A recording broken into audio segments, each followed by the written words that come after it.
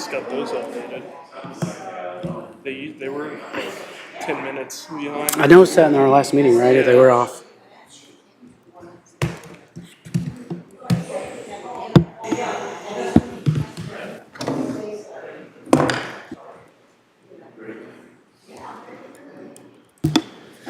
All right, we're going to call this meeting to order. The BZA, July 25th, 5:30.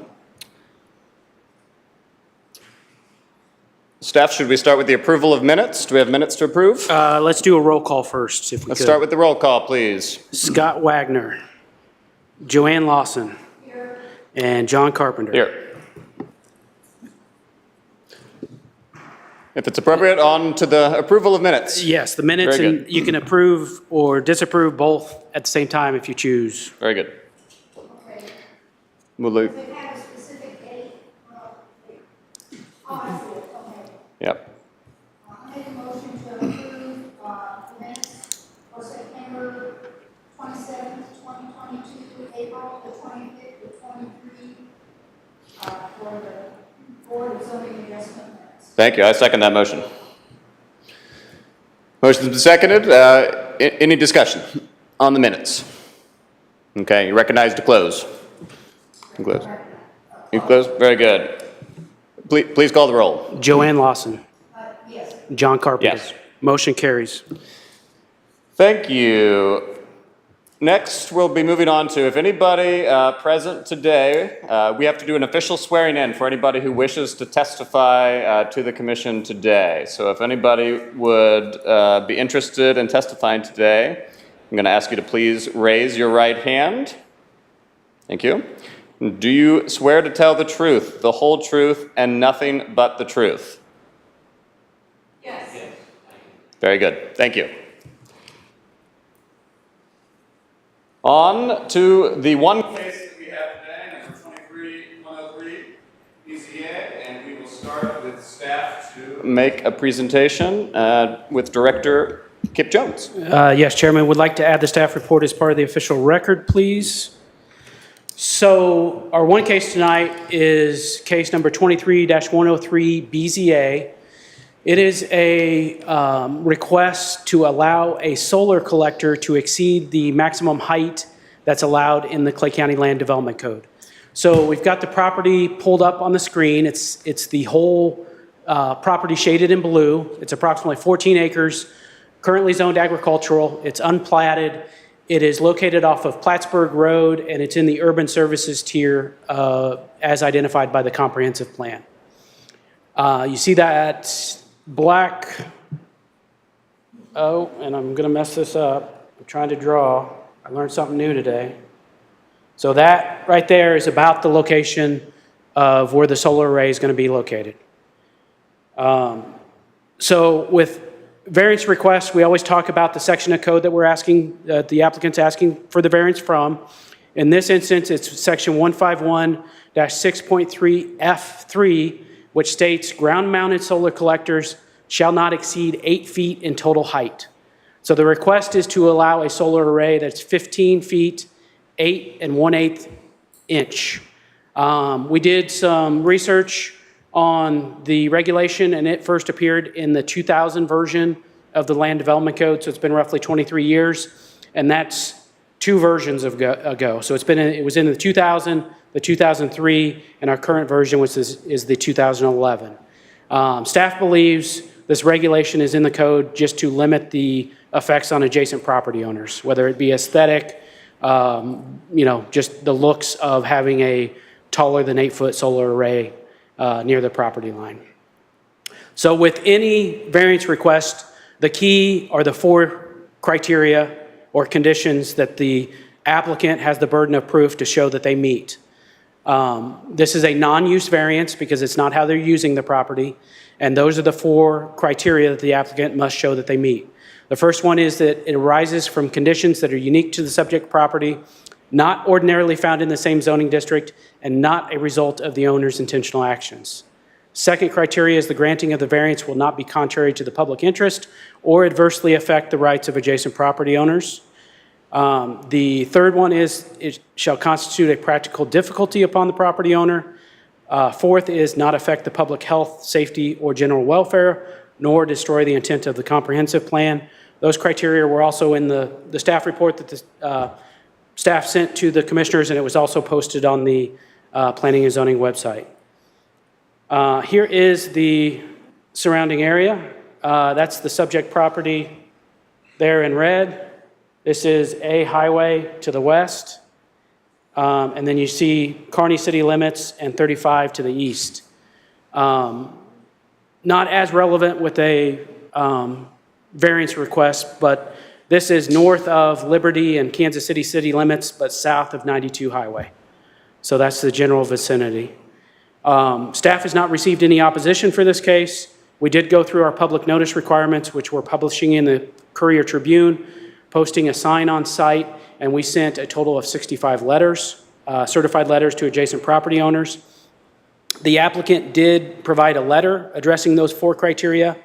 The applicant also supplied some letters of support and a permit pack that had some additional information that included like the detailed plans of the solar array. And then part of the staff report also talked about the solar array not affecting glare onto other properties. So that's kind of the brief summary of the request. Obviously, there was more information in the report that was sent to the board members, but I would be happy to answer any questions you have, and then I know the applicant has a presentation as well. Thank you. Any questions for Director Jones? If I may say that I was reading this case, I was highly impressed with the facility itself, more impressed with the fact that all of the surrounding properties were all positive about what a great job she was doing and how well the property was kept and that it wouldn't affect them negatively in any way. And I think that you've got that kind of backing from the people close to you, then I don't see a problem with proceeding. I have that one as well. And I'm sure Ms. Hetzel will probably discuss this a little bit, but she has a unique use, a farm agricultural use of the property, and staff was actually able to tour the property and see what she does out there. So it is a unique use, and we enjoyed the tour.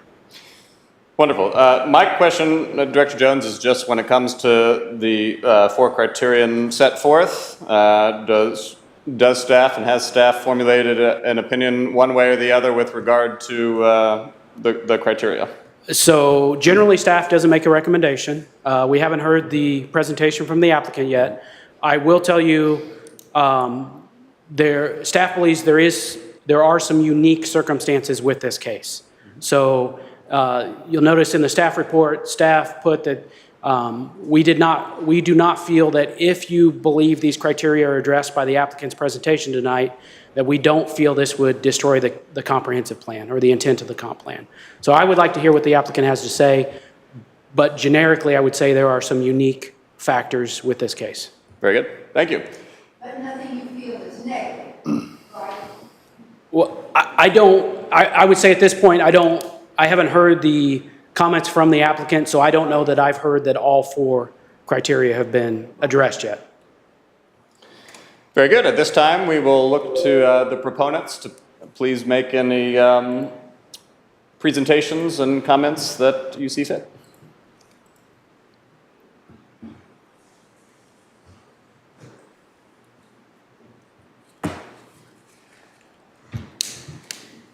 Thank you. I'm Linda Hetzel of Prairie Birthday Farm, 13318 Plattsburgh Road, Kearney, Missouri. And I wanted to keep it brief because you got a full packet from me already. So I am just going to address through a couple of slides those 4 criteria. And feel free to stop me and ask for clarification or more detail. And so the first criteria that is listed is that it has to, our request is arising from conditions that are unique to the subject property. And for us, that's the slope of the land. Actually, our whole 14 acres is like a solar collector. It really has like a 20-degree slope to the south. It doesn't look like it in that picture, but it does slope down to the south from there. And it's not a result of the owner's intentional action. And that means that we have to get it near the electric meter to hook up to the grid. And that's on the north end of the house. So we don't have the option of putting it somewhere else, because that's where the meter is, that's where the line is from Platte Clay Electric. And they just redid that. Any questions on that? Okay. Thanks. The next criteria is that it's not contrary to public interest and will not adversely affect the rights of adjacent property owners. So in terms of both of those, it will be located 30 feet from our north property line. It, by virtue of its technology and design, is silent. It won't have a bunch of lights on it. It's not going to roll around or make noise. And it is screened from adjacent property owners by mature 60-foot white pine. Does this have a pointer on it? It does, but it won't work on the TV if you It doesn't work back here. So you see this one. want to draw. Oh, you're going to teach me You can that? just draw. I have to draw on the screen? Yes. Oh, okay. So these are the white pine. Now let me, Doesn't show up there. there, try it now. A red circle, okay. So we planted those probably in 1995. They were little sticks from the Department of Conservation. And we continue to plant along that property line, knowing that trees will age out, succumb to storms. We actually have little trees started underneath them in the event that happens. So we're already planning for a life cycle event. And it's shielded by vegetation that we plant annually. So it's actually going to be behind those trellises, actually just immediately behind them. And then beyond the trellises are raised beds with vegetation in them. It was hard to capture with the trellises in front of them. And it's not in line of sight of any neighbor. I can't see a neighbor's house from it. So the neighbors who wrote support letters said the same thing. They can't see where it will be. One neighbor came over and looked at the site, two of them actually. One at the outside location and one from our kitchen window to see where it would be located. So they know it's not going to be in their line of sight.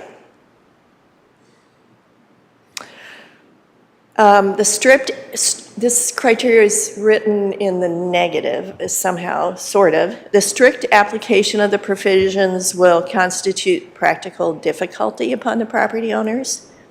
And that's not either one of us, but was somebody we had helping. It's the best manual labor slide I could find in my photos, building a raised bed. So we do all this work ourselves by hand.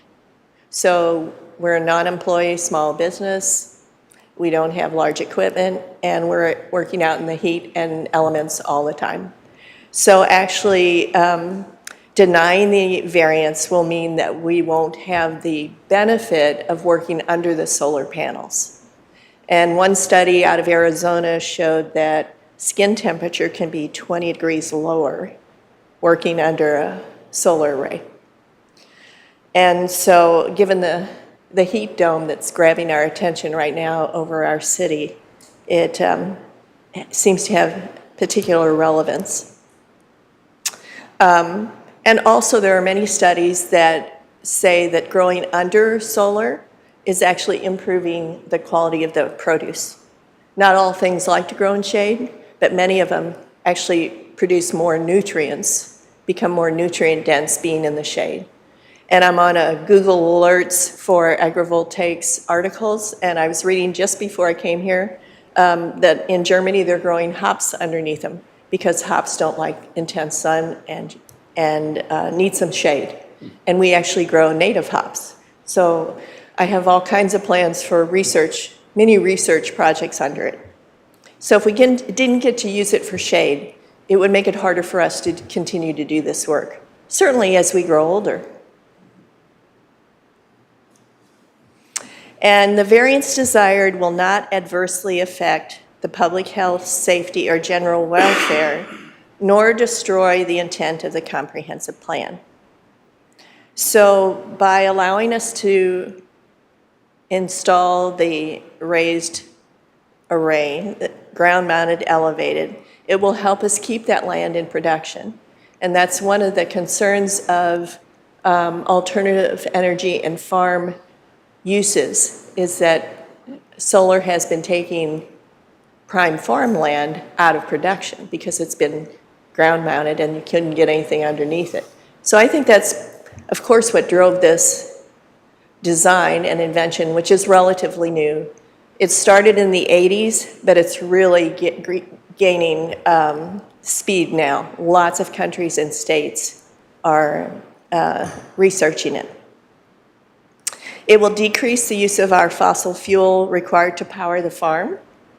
It will supplement our energy use by 58%, and I think that's the upper limit based on regulations of the state power companies. And it will conserve and preserve natural resources. So this photo is some of the mixed greens that I harvest and sell to chefs in Kansas City. I just had one text me today, he wants 4 pounds.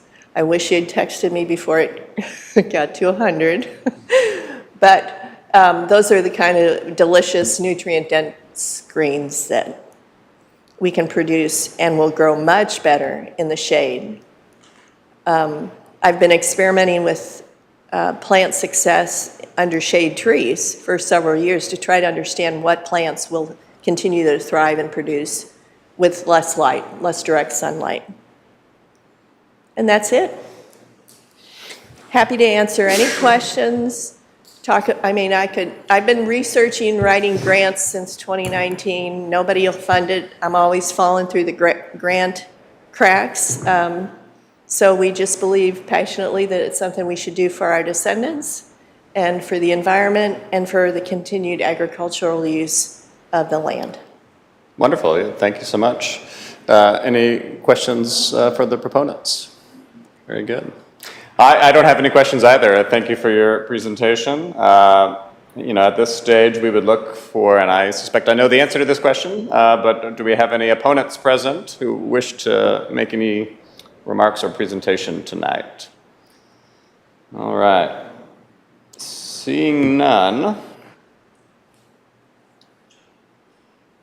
I will return to an opportunity to ask any questions of staff at this time. And Chairman, Yes. maybe I missed it, but did you ask for proponents and opponents? I just asked for opponents, and I feel that I received none. Okay, and I just want to make sure we ask for anybody in favor as well, in case there is anybody. I know that's not very... Yes, okay, thank you. Is anybody else in favor who wishes to speak? Anybody else in favor? I know it's not very common, but sometimes we get people in favor. Yes, well, I thought that is what we just had, but Okay. I understand. Maybe I I missed it. understand. Very good. Anybody else in favor or opposed who wishes to speak? All right, seeing none. Any questions for staff at this time? Very good. And any remarks, any additional remarks from staff based I'm upon done talking. the presentation? No, thank you. Very good. This time then, I think we'll look for a motion. I make a motion to approve case number 23-103 BZA. I second. Okay, And clear. any discussion? No, none.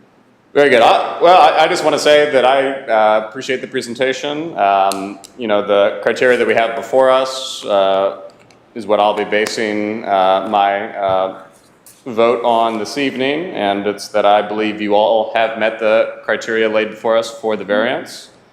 In addition to that, I'll just say I thank you for the, separately from my vote, I thank you for the work that you're doing out there. What's going on with in the North Atlantic right now with heat, and frankly, South and Antarctica as well, with a 1 in 7.5 million year event. If we had more people like you, I think the world would be a better place. So I thank you for your work in that regard. And with that, you are recognized to close. Close. I close. And we'll please call the roll. Joanne Lawson. Yes. John Carpenter. Yes. Motion carries. Very good. Mr. Director, Yes, sir. you look like you had something else to say. Just want to let you know, we do not have any applications for next month. But pay attention to your email because we most likely will have a meeting, not in August, but probably in September. But we will let you know as soon as we finalize that. Very good. Thank you very much. And with that, this meeting is adjourned.